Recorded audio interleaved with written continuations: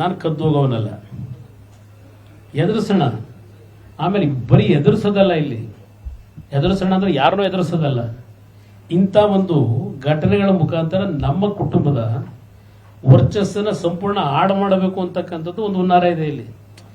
ಇಲ್ಲಿ ಇರ್ತಕ್ಕಂಥದ್ದು ಮಹಿಳೆಯರಿಗೆ ರಕ್ಷಣೆ ಕೊಡಬೇಕು ಅನ್ನೋದಲ್ಲ.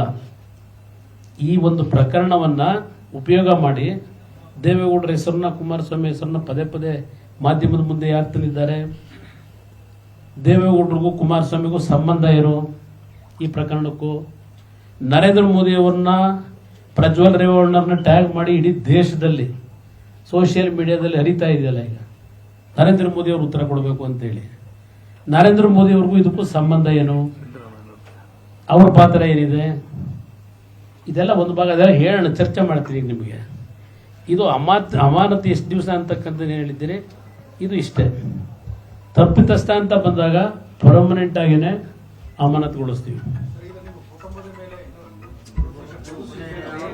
ಮುಗಿಸಲಿ, ಆಮೇಲೆ ಎಲ್ಲ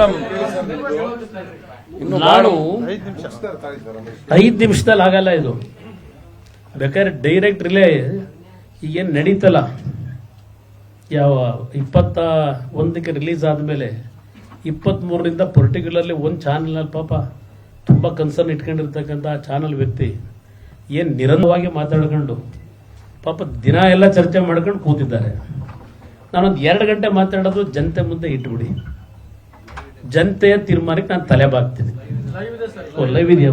ಭಾಳ ಸಂತೋಷ.